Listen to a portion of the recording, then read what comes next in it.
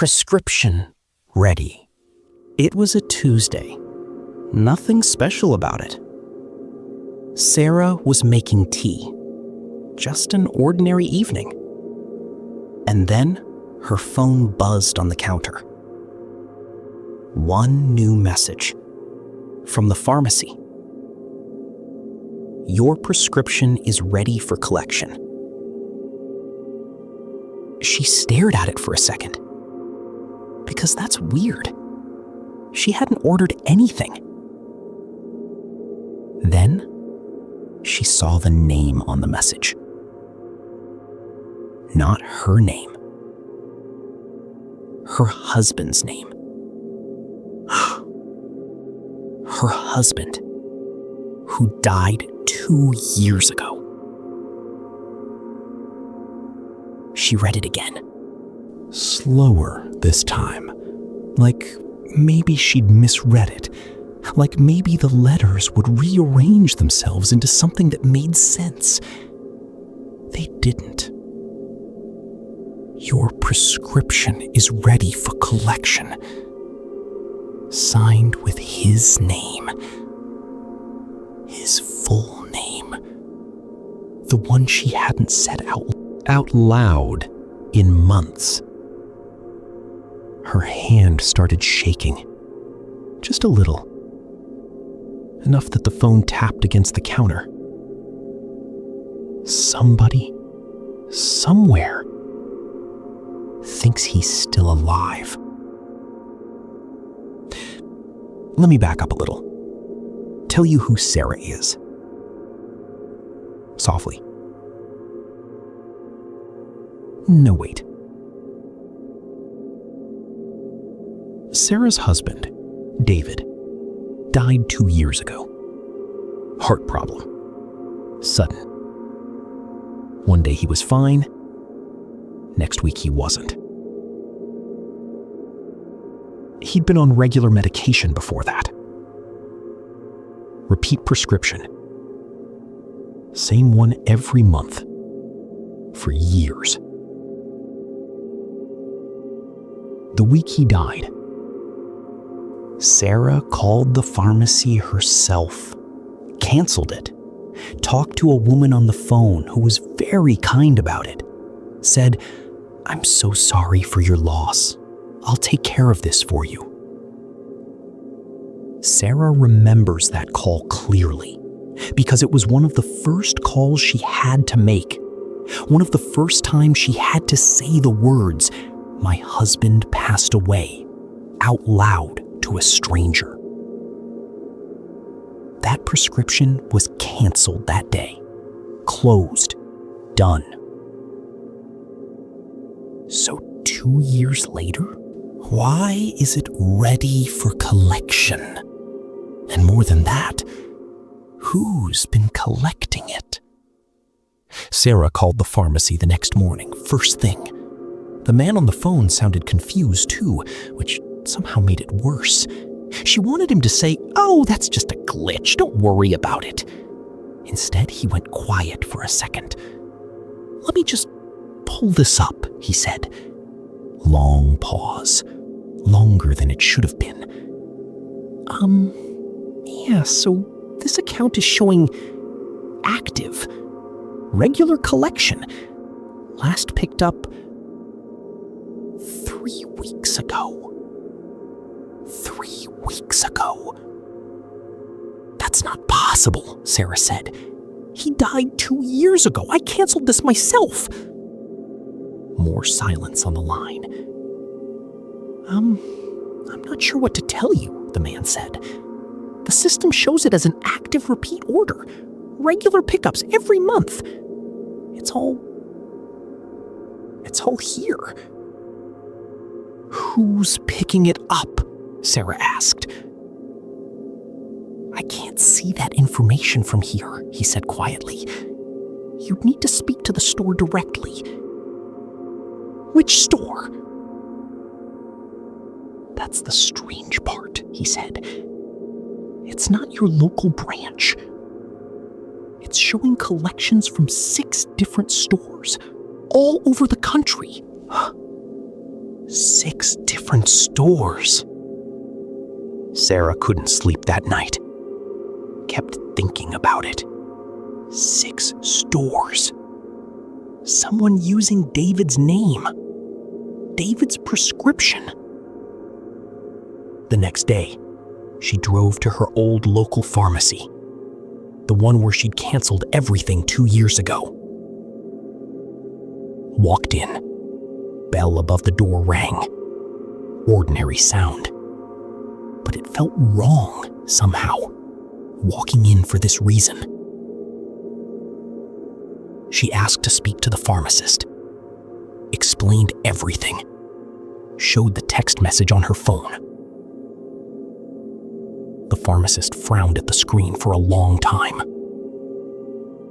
Too long. This is concerning, she finally said. We had a system migration a few months back. New database, new provider. It looks like some old records got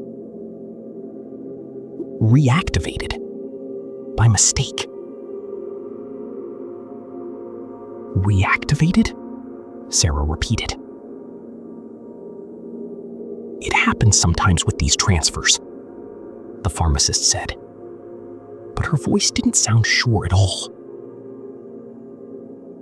Records that should have been closed got flagged as active again. But that doesn't explain who's collecting it, Sarah said. The pharmacist looked at her screen again, clicked something. Her face changed. That's odd. That's odd, she whispered. What? Sarah asked. What's odd?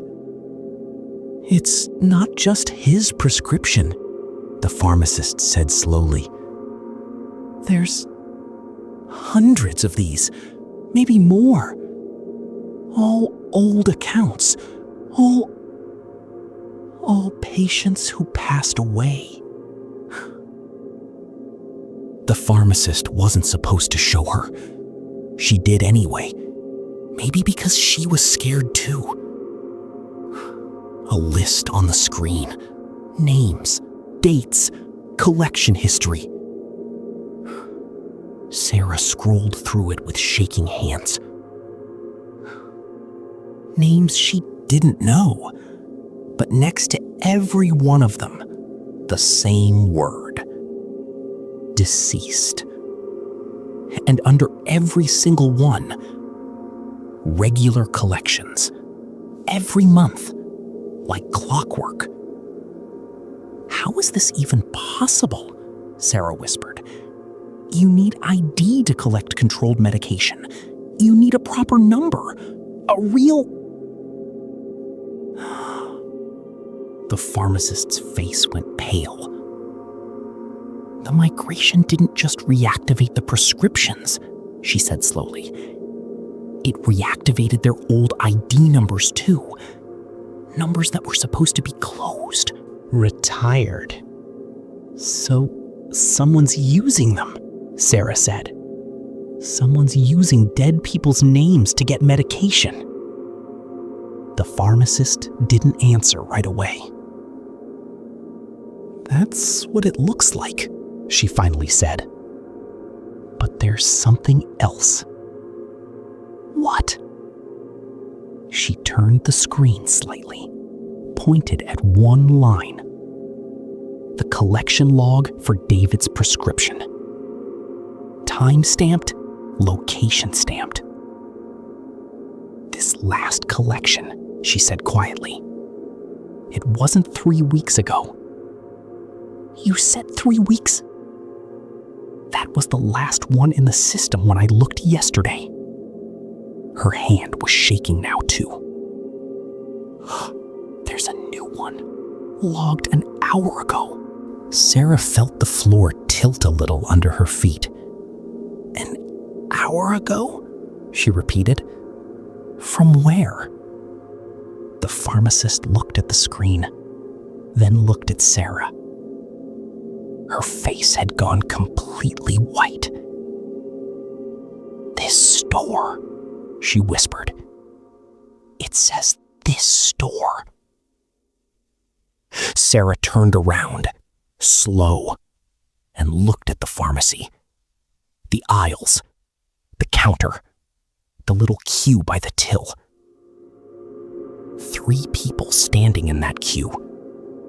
An old man, a young woman on her phone, and a man near the back, hood up, not really looking at anything.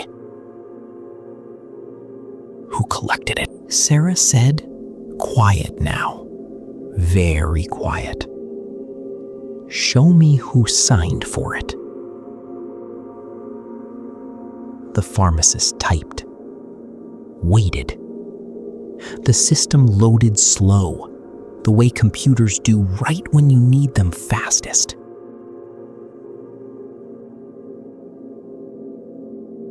A name appeared on the screen.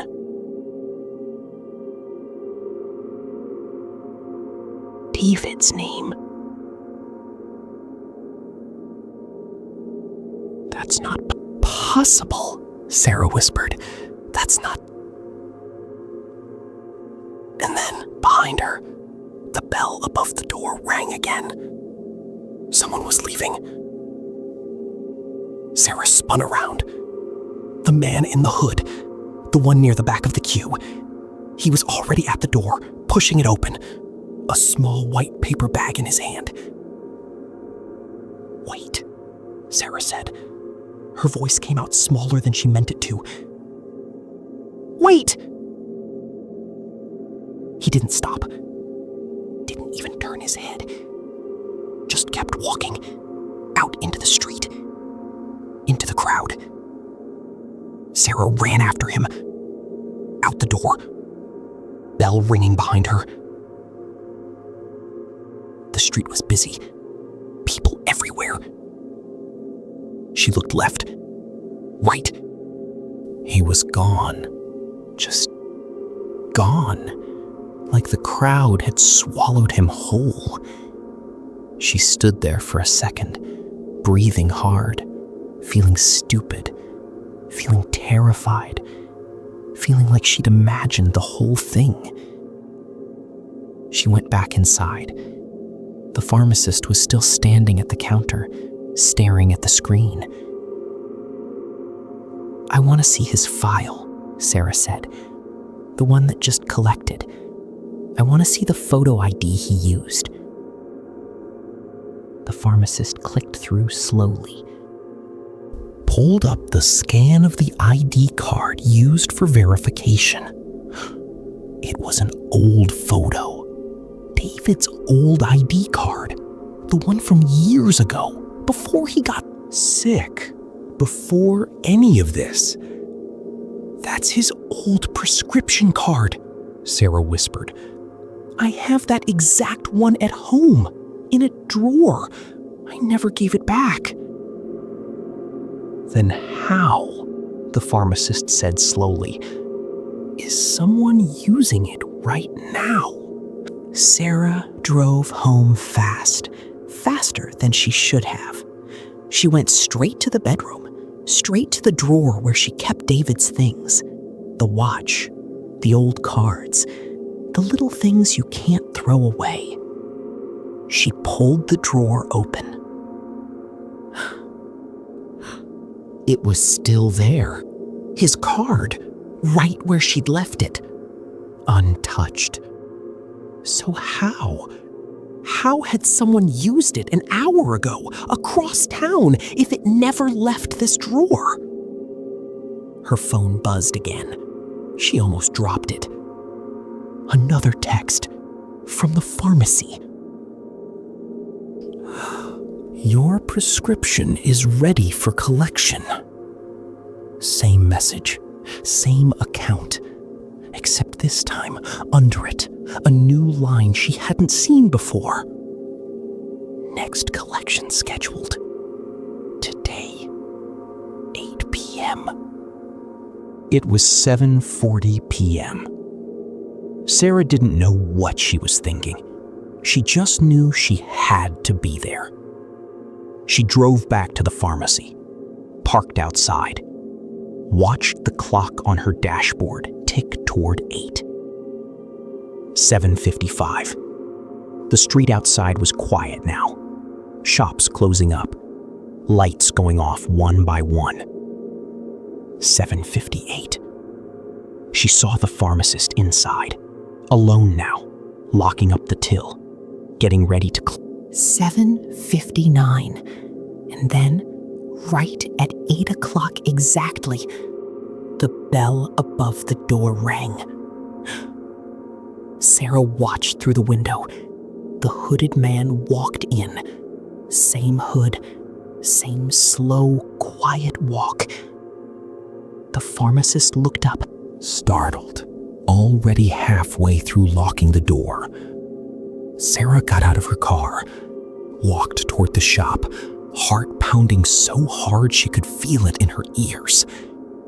Through the glass, she saw the man reach the counter, saw the pharmacist, hands shaking, pull something from behind the small white paper bag.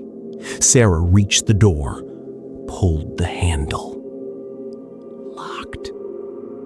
"Hey!" she shouted, banging on the glass. "Hey! Open the door!" The man at the counter turned his head. Slowly. For the first time.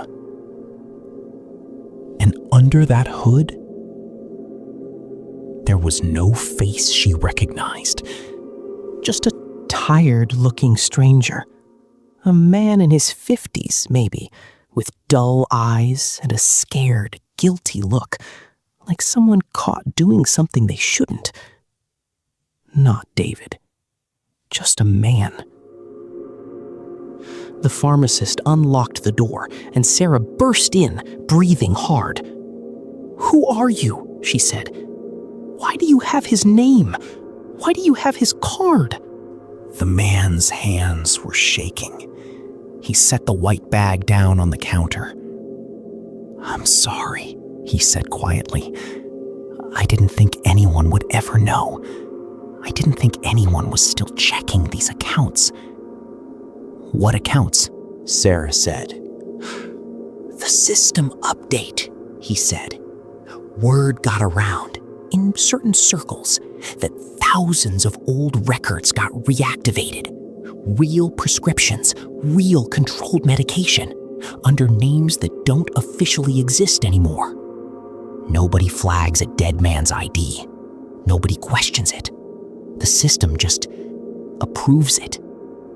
"So you've been using my husband's name?" Sarah whispered. "For 2 years?" "Not just his," the man said quietly, looking down. "There's a list. Hundreds of names. People are still collecting under half of them right now, all over the country, tonight." Sarah felt sick. Actually sick. "You're not the only one who noticed," the man added quietly, almost like a warning. "But you might be the only one who's going to do something about it." The police came. Statements were taken. The pharmacy chain launched an investigation the next morning once word got out. It turned out to be exactly what it looked like. A database migration gone wrong. Thousands of dead patients' records reactivated by mistake. And somewhere out there, people had found it, been quietly using it for months. They shut it down within a week. Every account frozen. Every prescription flagged. But Sarah kept that last text message, never deleted it. "Your prescription is ready for collection." Because for one strange, terrifying night, some part of her almost believed it. almost let herself hope for just 1 second that it meant something else. That maybe, somehow, he was still out there. He wasn't. It was never him. But somewhere in a database, on a server, in some office nobody thinks about, his name is still active, still sitting there, waiting. And if a system can bring a dead man's name back to life once, what's stopping it from happening again? Shh. Check your phone. Go on. Check it.